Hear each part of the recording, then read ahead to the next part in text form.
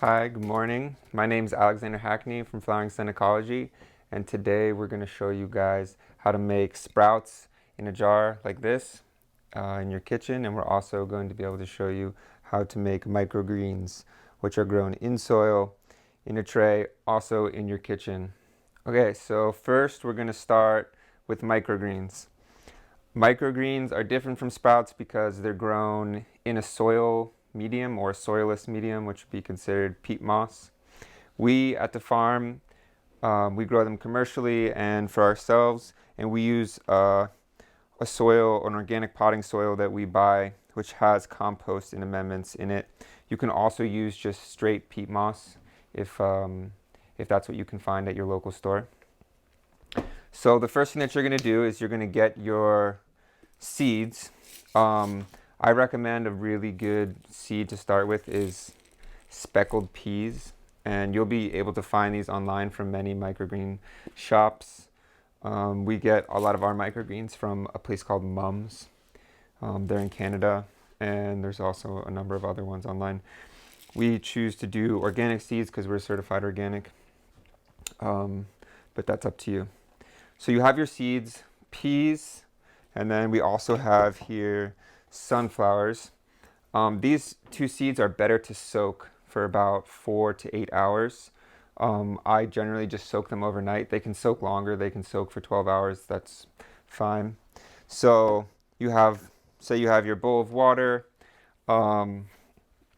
and you know what size container you're doing. If you want to use a kitchen bowl like this, you can grow the microgreens in here very easily. We also have a little smaller bowl. We use these trays, which are a 10-20 tray, is what they call them. They're microgreen trays. You can find these online. But if you're at home, you don't need to spend the money to get the trays. You can use also just recycled materials like this old strawberry container, which has some holes in the bottom. So you'll want to put a plate or something under it.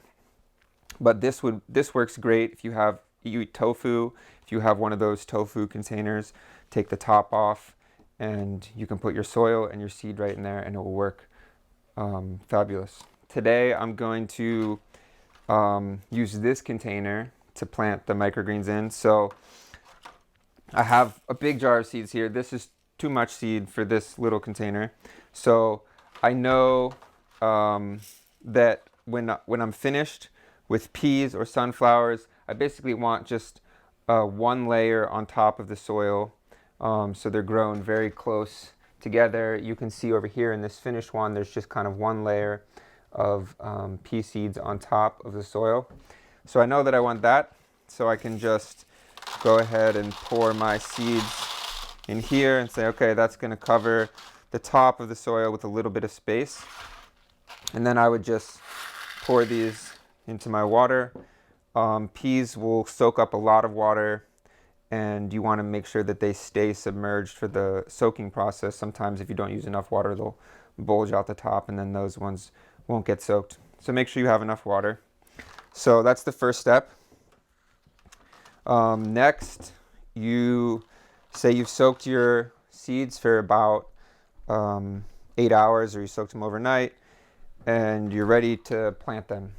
So next thing you're going to do is you're going to get your soil, and you're going to put it into your container. Now you don't really need a lot of soil. You need just about 1 inch of soil, because they're not growing for too long, and they don't require much nutrients. Some people will say they don't require any nutrients. Other people will say that they do uptake some nutrients in the beginning. So I'm just pressing it down firm like that with my hand.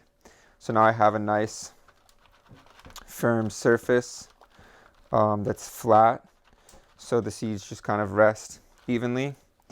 And for purposes of this video, the seeds aren't fully soaked, but let's say it has been 8 hours. These are fully soaked. I'm going to take my seeds, and I'm just going to put them right on top of the soil, send them a nice little prayer that they just grow beautifully.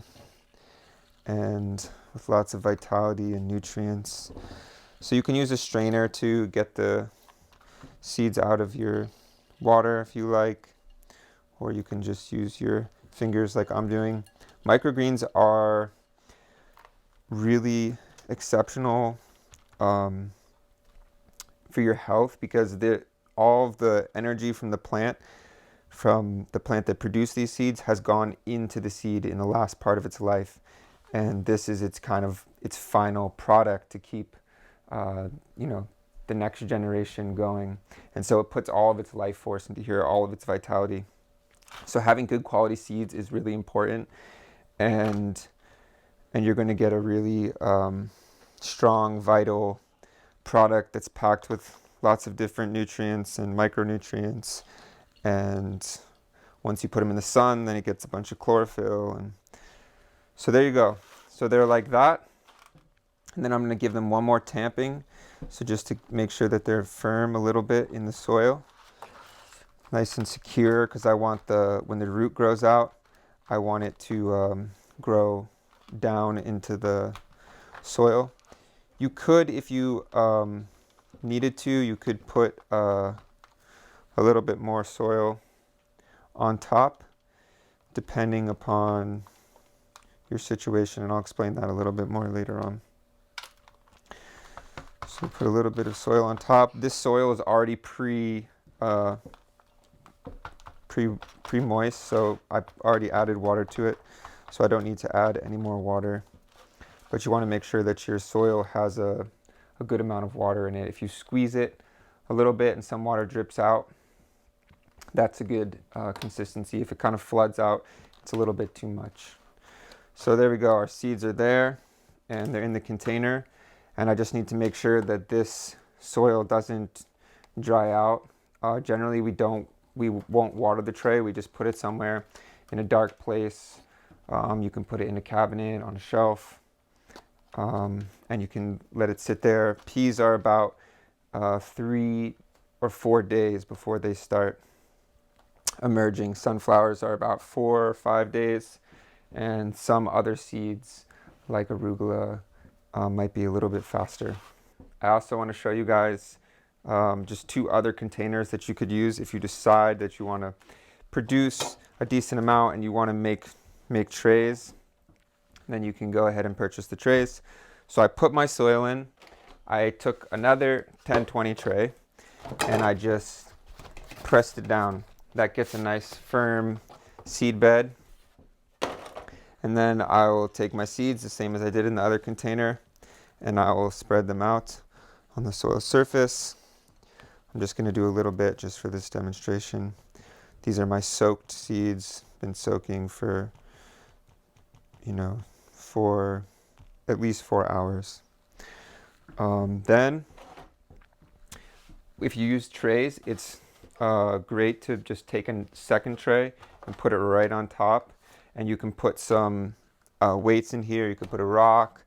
You could put, something that has a little bit of weight that's a little bit heavy. And that will just keep the seeds that when they sprout and the roots start to come out, sometimes they want to go up. And that will keep the root. It will come up maybe a little bit. It will feel the pressure above it, and then it will go down into the soil. And so you could leave it like this. Say this was my weight. We could leave it like this for about 3 to 4 days.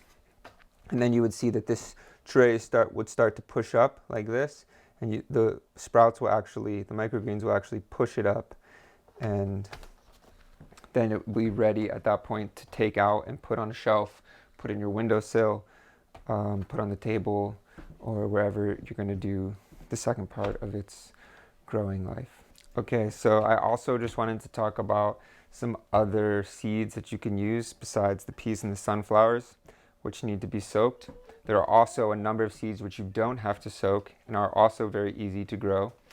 I have here a spicy mix which has radishes, mustards, a couple different kinds of mustard, and some arugula. So this is a mix that I purchased online. And if you buy a mix like this, these don't need to be pre-soaked. You just need to have your tray ready or your bowl like this.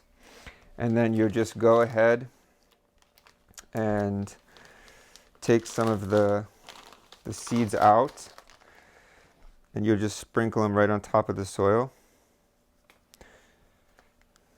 Just like that.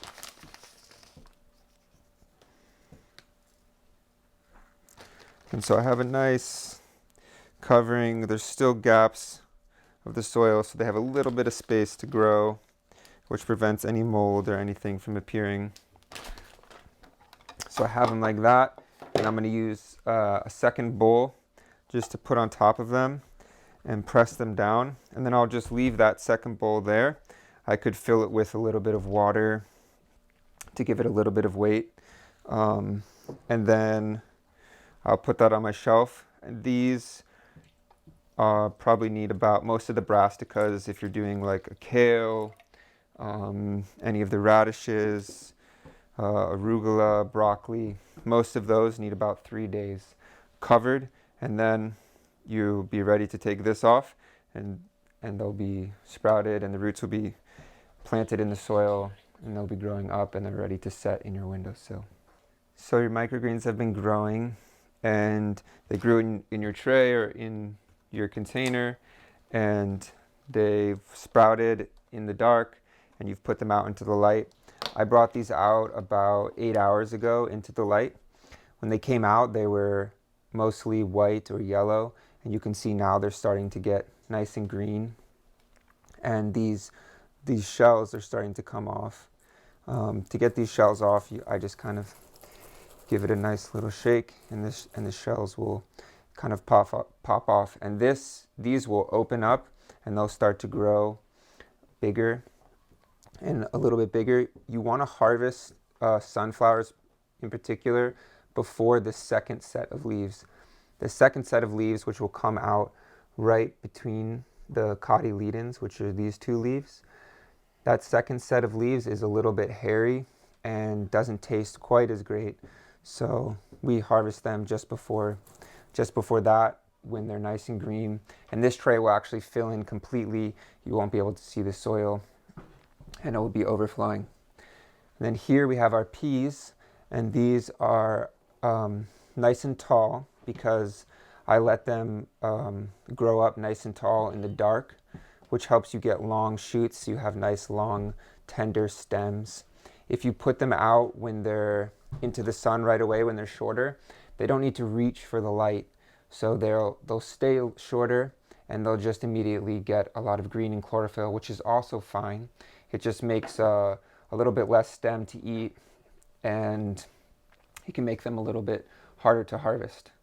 So I'm going to let these keep growing for about another day, but just wanted to give you guys a demonstration of how you could harvest them. So scissors work great. You can say this was also a knife. You can just cut like this with a serrated knife. But just for here, we're going to use scissors. And we'll just go ahead and cut down the line. And I've got a nice chunk right here. And these are ready to go. They are don't need to be washed because they've been grown in these trays, which we sterilize before we put them in, and they're grown in nice clean soil, and they haven't really even come in contact with the soil because the sprouts have just come straight up. So these are ready to eat. They're very delicious and sweet, and the kids love them. This is really great project to do with children. We had these out on the windowsill behind me this morning, and there was like 5 kids, and they were picking off these shells, and they were picking out some of the sunflowers, and they were eating them. And it's a really great way, especially in the winter, if you live in a cold environment, to get the kids involved in growing food. So highly recommended, and the kids love it. So we also want to show you guys sprouts, how to make sprouts. This is a mason jar, and it has this awesome special lid, which is a stainless metal, and it just fits right inside the lid that comes with the jar. You put it right on top, screw it on. That's my favorite way to grow sprouts. You can also sprout sprouts many other ways. If you look on YouTube, you'll find tons of different ways. This is my favorite way to do it because it's very quick and easy. So I'm going to demonstrate that today.